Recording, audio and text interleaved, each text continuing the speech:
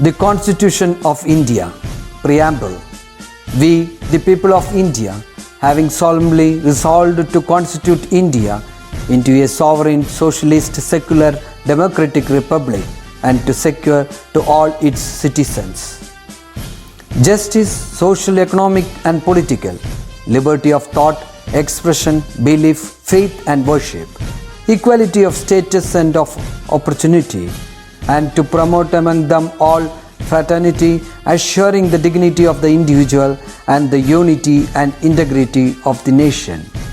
In our Constituent Assembly, this 26th day of November 1949, do hereby adopt, enact and give to ourselves this Constitution.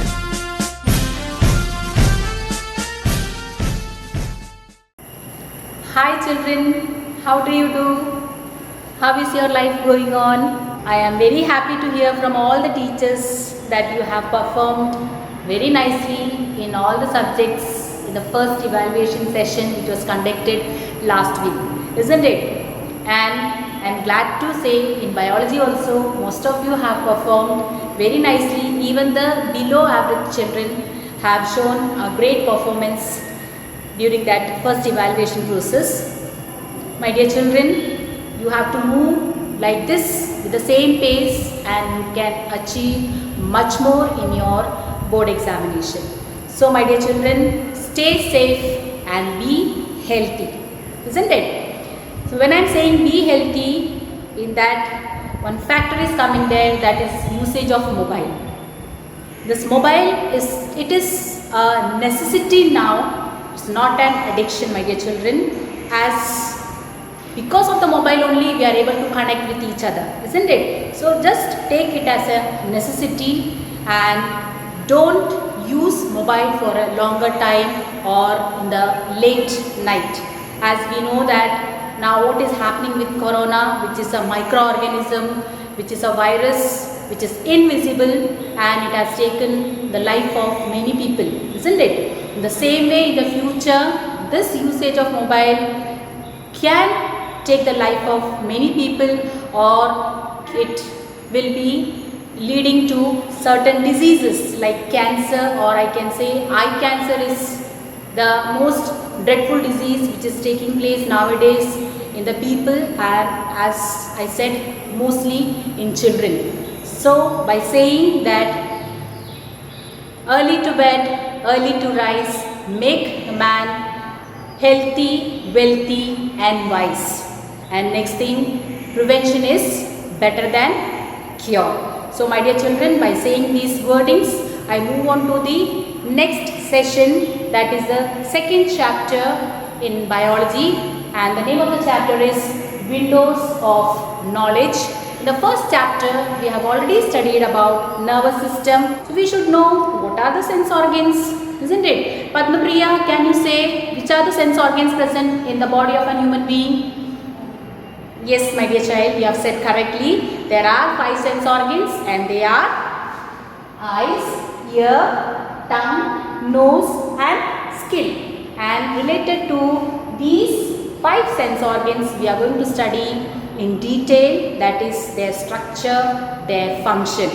Okay, so we can move on to the first part, that is eye. And in the case of eye, ear, tongue, skin and nose, we can see receptors are there which are able to receive the stimuli. So in the case of eye, we can see photoreceptors. From the name itself, photo means light, isn't it? So these receptors, they will receive light. Here you can see stimulus is light. In the case of ear, we can see auditory receptor. Auditory is a term used in common as for hearing, and here you can see sound is the stimuli. And in the case of tongue, we can see chemoreceptors, that is tongue is receiving the chemicals, so it is chemoreceptors, and we can see the stimuli here as food particles. So the food particles, chemicals are present there which the tongue will be able to detect very easily. Now next one is skin, which is the largest sense organ, and different receptors are present there in the skin such as touch, pain, pressure, etc. And the stimuli are touch, pain, heat, pressure, etc. And the last one is nose, olfactory receptor. Olfactory is a term used there for smell. And here you can see the stimuli is smell. So these are the stimuli which will be received by the receptors present in the different sense organs present in the body of an organism. Now the first part, as I told you, structure of eye we are going to study. In the structure of eye, we can say that it is a major sense organ that helps the brain to evoke sensation. This statement or this evoke sensation, these words we have studied in the first lesson also, where I have asked you one question related to stimuli, isn't it? What is stimuli? Stimuli is the response given by the organism towards any factor, or we can say it is evoking sensation, isn't it? Now the next part, as eye is a major sense organ, how it is being protected by itself. We have to protect eye, isn't it? And eye is also protecting itself. So the question is, what are the ways to protect eye? Next, here you can see these are the parts present in the eyes which will protect the eyes. Number one is eye socket. You can see this eye socket, it is a depression in the skull. As I told you, when we are seeing the skull, in that skull we can see two holes, isn't it, on the sides, on two sides of the nose. And these two holes are nothing but they are the depression where the eyeballs are fixed. And those depression is helping or protecting the eyeballs. And number two, external eye muscles are present there which fix the eyeballs in the orbit. That is, there is a fixed part, or we can, there is an orbit where the eyeballs are fixed, and the external muscles are present there around these orbits which are fixing the eyeball properly in a perfect position. The third one is eyebrow, protect the eye from dust and germs. You know, eyebrows, they are also the part of eye and they are protecting the eyes from dust and germs. In the same way, eyelashes are present there. These are the eyelashes, and there is an eyelid, and these are also the parts of eyes which prevents the entry of germs as well as the impurities, and they are protecting the eyes.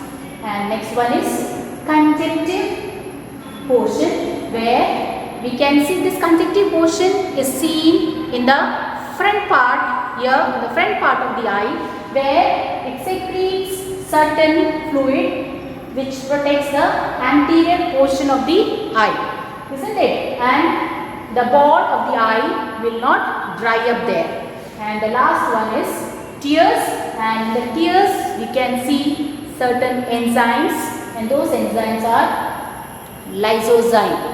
Tear glands are present there in our eyes. See, my dear children, when you are looking the mirror, and when you look the mirror, you can see all these areas very clearly, isn't it? In the case of tears, tear glands are present there in the eye, and you can see minute hole is present there here in this area, where you can see the gland, and those glands are tear glands, and in the tear glands we can see the lysozyme, the enzyme, which destroys the germs which are entering into the eye. So in this manner, the eye is being protected by itself, as I told you, eye socket, eye muscle, eyebrow, eyelashes, eyelids, conjunctiva as well as the tear, all the tear glands are there, all these are helping to protect the eye. Now, as we are discussing about the eye, we have studied about certain parts of the eye which are protecting the eye. We should know what is the structure of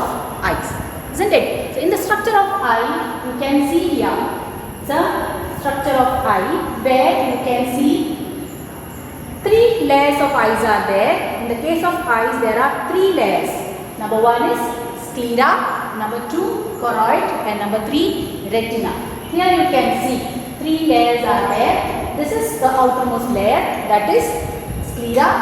This is the second layer, which is the middle layer, that is choroid, and inner to it is the retina, which is the innermost layer present in the structure of eye, isn't it? Other than these three main parts, you can see many other parts are present there in the structure of eye, such as iris, cornea, pupil, aqueous humor, lens, ciliary muscles, vitreous humor, blood vessels, optic nerves, blind spot. All these are the parts of eye. All these are coming in these three layers. So the main, most important three layers present in the structure of eye are sclera, it is the white outermost layer. As you can see here, it is white outermost layer. And number 2, choroid, it is the middle layer. And number 3 is retina, it is the innermost layer. Now, the first one, that is sclera, outermost layer, and the function of sclera is to give firmness to the eye. Understood? And the parts of sclera is cornea and conjunctiva. In the case of cornea, the structure of eye, you can see, isn't it? This curved part, that is the projected part. The projected part is cornea. Okay, my dear children? And conjunctiva is part present in this area. It is not shown here, but it will be present here. Okay, it is a protective layer which is protecting the eye from not to be dried up. So here first we can see cornea. This is said that projected transparent anterior part of sclera. Okay, in the sclera it is the projected and it is the transparent and it is the anterior part. That is, it is present on the anterior portion of the sclera. And the function of cornea is it refracts light rays to focus on retina. So the light rays, when it falls on the eye, first it falls on the cornea as it is transparent. And when the light rays enters through this transparent region, it moves into the lens and from there it will be reaching to the retina. That is what is said, it refracts light rays and it will be focusing onto the retina where the image is formed. Understood, my dear children? And the second one is conjunctiva. That is, it covers and protects the front part of sclera except cornea. So I have already shown that, isn't it? Here, till here we can see cornea. So this is the area where corneal layer will be present and it will not present here in the region of cornea. So conjunctiva we can see in this area it is present there, but in the cornea region it is not present. Okay, and already the function of conjunctiva we have discussed in the first part of the eye. Okay. Now the second layer is choroid, which is the middle layer and it contains large number of blood vessels. Isn't it, my dear children? You can see here, this is the blood vessels here. This is the middle pair where you can see lot and lot of blood vessels, and you can see here the part of choroid, 4 parts are there. Number 1 iris, number 2 pupil, number 3 lens and number 4 ciliary muscles. Again I repeat, 4 parts are there. Number 1 iris, number 2 pupil, number 3 lens and number 4 ciliary muscles. So in the structure of eye you can see here iris, this is iris, here you can see iris, this is iris, and then pupil. In between the iris you can see this aperture, isn't it? This aperture is pupil. Okay, and then you can see behind the aperture, that is, you can see a lens, this is lens. Okay, and then the lens is being surrounded by the ciliary muscles, that is lens it was holded by. Okay, it was holded by the ciliary muscles. Here you can see the ciliary muscles. Okay, so these are the 4 parts, that is iris, pupil, lens as well as ciliary muscles are the 4 parts of choroid. I think you would have understood the parts of choroid. Now one by one we can see their function. Number one, iris. Its feature is that the part of choroid seen behind the cornea, isn't it? That is, we have seen the projected transparent part, and that is cornea. Behind we can see iris. And number two, the function that it do is presence of the pigment melanin gives the iris dark color. Melanin is a protein or it is a pigment which is giving iris different color. We can see many people are having bluish color eyes, isn't it, my dear children? Green color eyes, or dark black color eyes, or brownish color eyes. All these colors are due to the presence of the pigment called melanin in the iris region. Okay, number two is pupil. It is the aperture seen at the center of the iris, and the size of this aperture increases and decreases depending on the intensity of light. Already I told you, in between the iris there is a hole, isn't it? There is an opening. That is, after cornea you can see the iris, and in between the iris we can see a aperture, and that aperture is pupil. And this pupil is increasing and decreasing according to the intensity of light. If more light is falling on the pupil, what will happen? What will happen? We will make the eye like this, isn't it? And when the light is very less in amount, what will happen? The pupil will expand, isn't it? So this expansion as well as the contraction of pupil is depending on the intensity of light. Okay, my dear children. Next one is related to the lens. Elastic, transparent, convex lens is present there in the eyes, and it is connected to the ciliary muscles by thread-like ligaments. So already I shown you ciliary muscles are holding the lens, and this lens are convex. Okay, already you have studied about what is concave and convex lens in your 9th standard. So you can recollect what is concave lens and what is convex lens, and we people or the human beings are having the convex lens in our eyes. The next one is ciliary muscles. They are circular muscles seen around the lens. As I told you, the lens are holded there, isn't it, by the ciliary muscles. So surrounding the lens we can see the ciliary muscles, and these ciliary muscles, they contract as well as they relax, and because of that what will happen? The curvature of the lens changes. Okay, when it contracts and when it relaxes, the curvature. For example, this is a lens. So this is the outer part and this is the inner part of the lens, isn't it, my dear children? So according to the contraction and relaxation of the ciliary muscles, the curvature may increase or may decrease.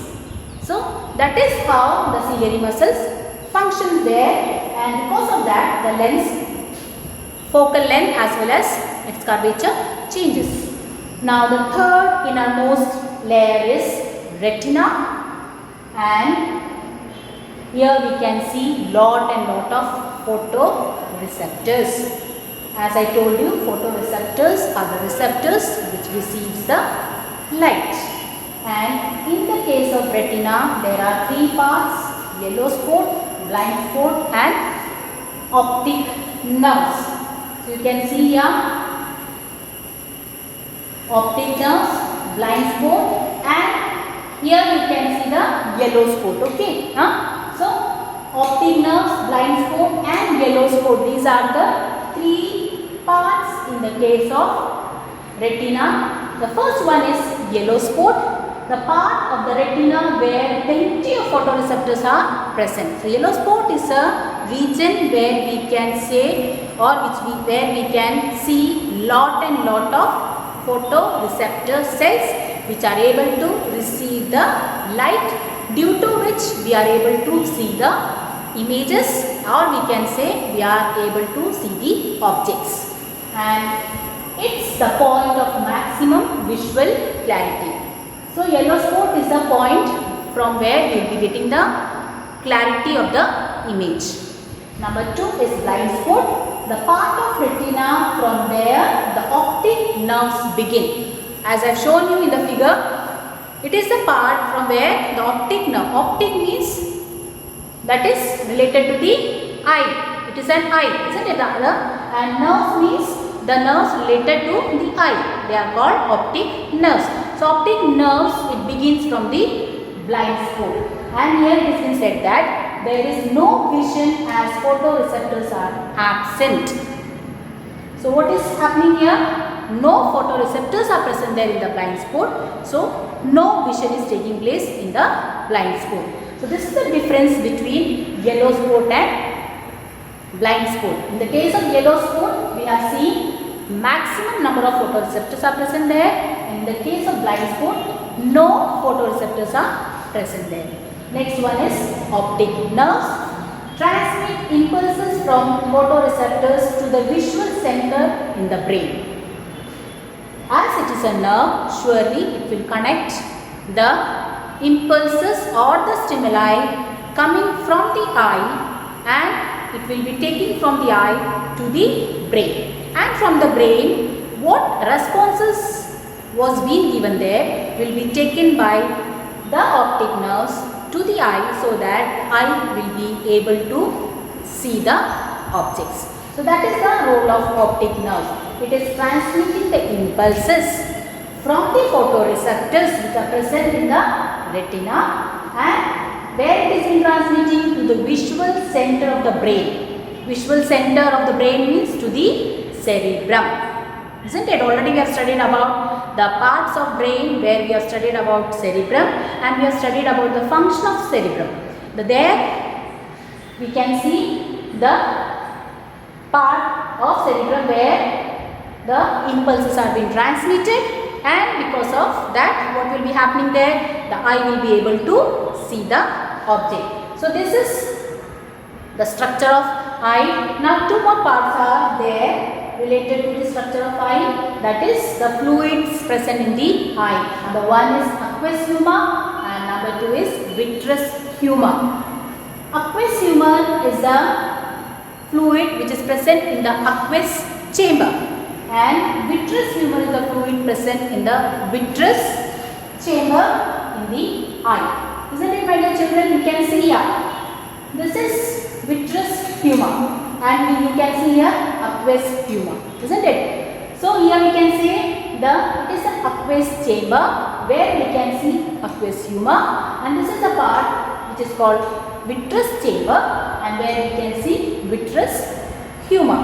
Vitreous chamber is a part between the lens and the retina.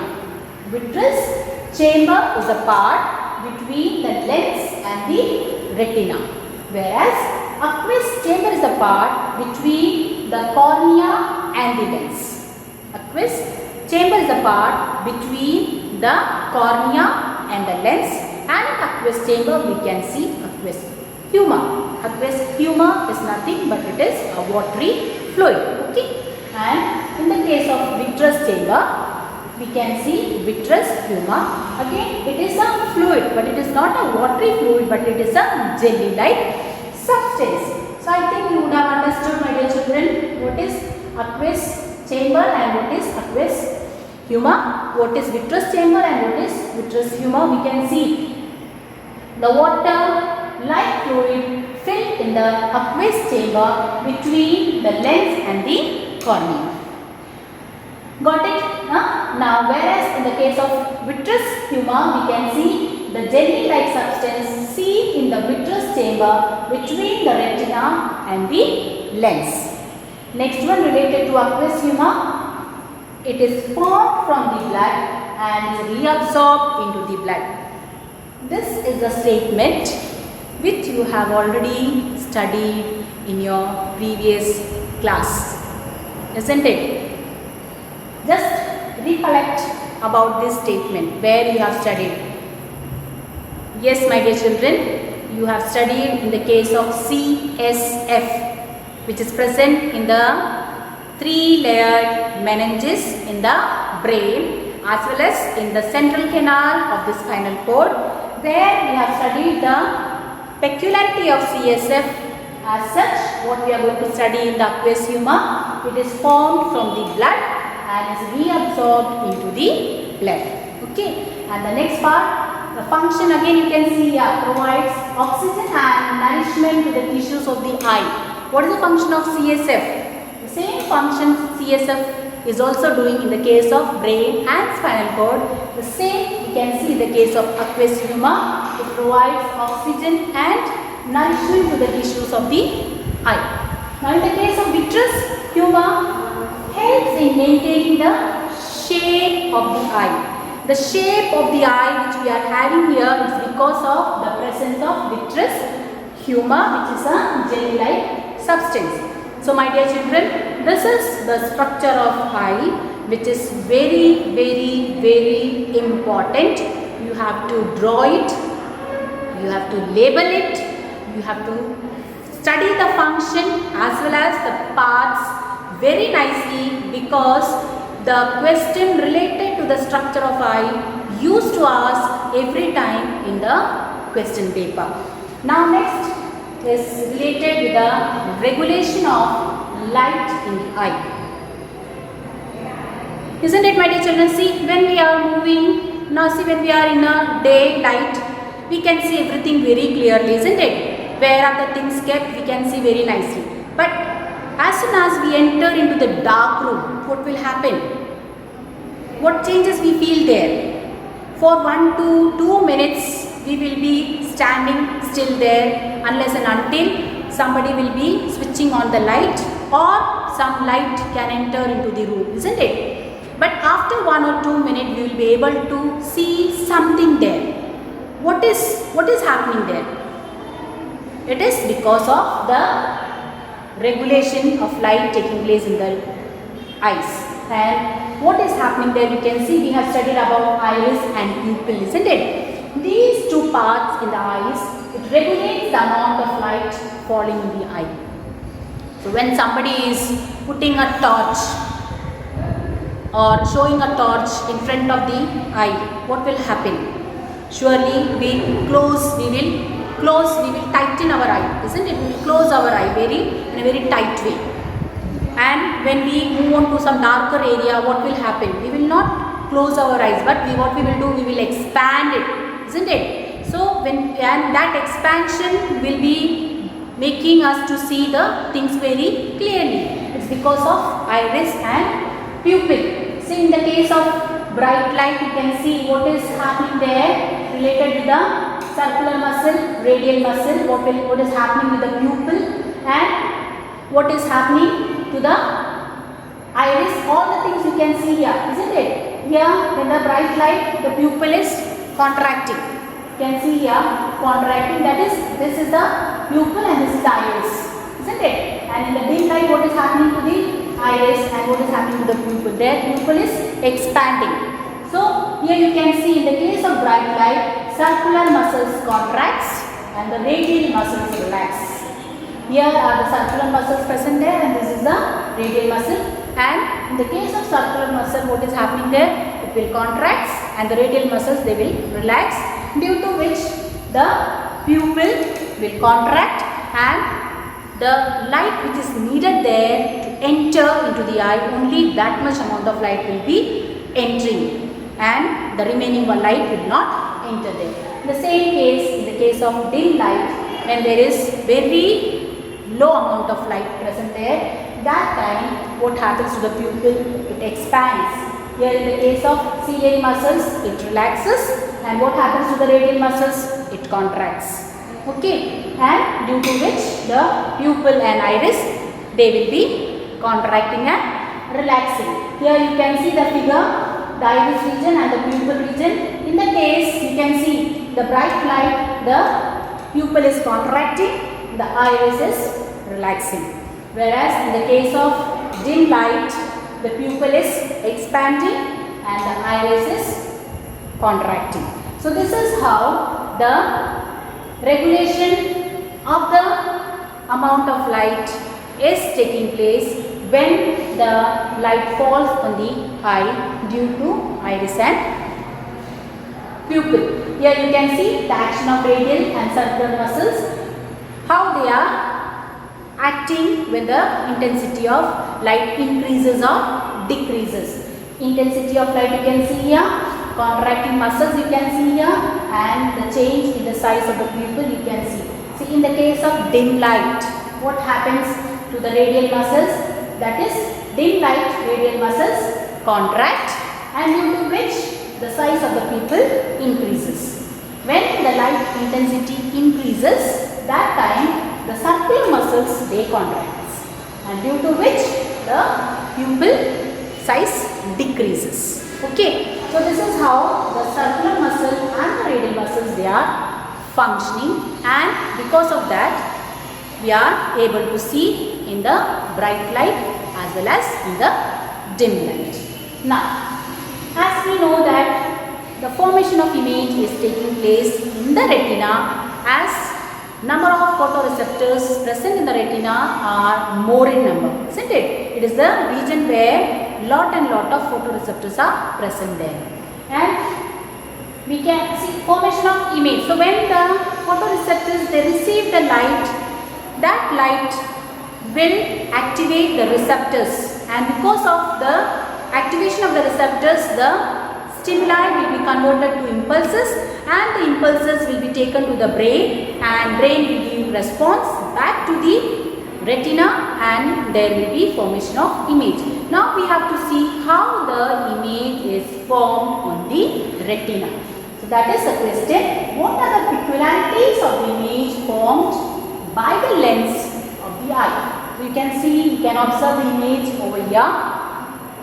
Already this formation of image you have studied in the physics, and you know how the image is formed there when the light rays passes through the convex lens to the retina, isn't it? Here you can see it will be small, inverted and real.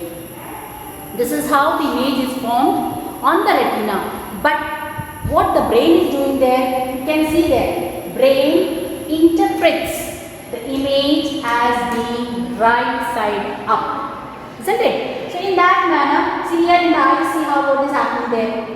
When the light rays falls, the cornea takes that light rays and give it to the lens. From there the light rays enters the retina where the photoreceptors receive the light, and those receptors they will be stimulated and the impulses will be formed there, and the image formation will be taking place, but the image is formed upside down.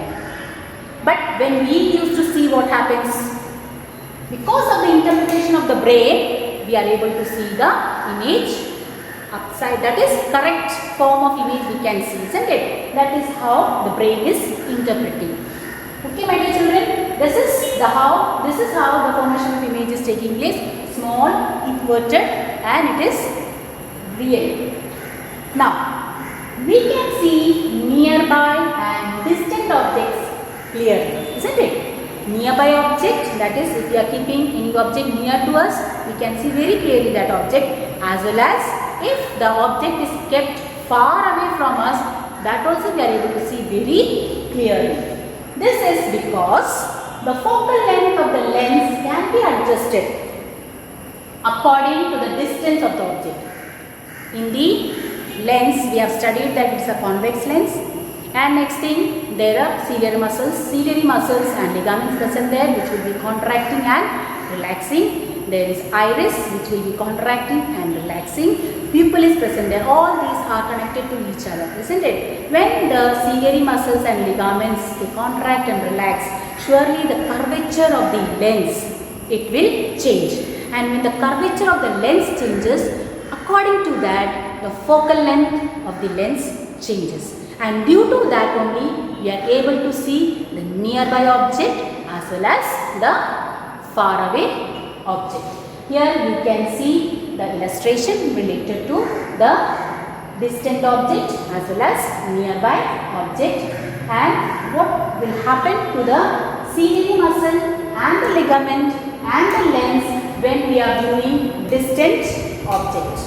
Okay, the same way what will happen to the ciliary muscles, lens and ligament when we are viewing the nearby object. You can see very clearly here the structure of lens. both are different here, isn't it? Here the change we can see in the curvature of lens. So that is, we can see here, while viewing nearby object, ciliary muscles contracts. When the ciliary muscles contracts, the ligament relax. And what will happen to the curvature of lens?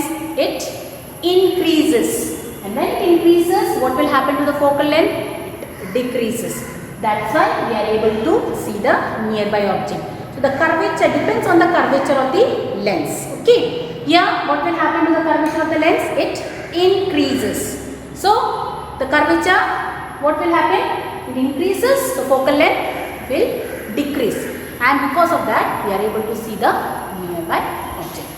And while viewing distant object, we can say that ciliary muscles relax, ligaments stretch, curvature of the lens decreases and focal length increases. So my dear children, this part is also very important and you have to study it very nicely, copy it in your file and do your work properly, regularly. And with this, I wind up this session. Take care of your health by not looking into the mobile for a longer period of time. Stay safe, be healthy, have a great day.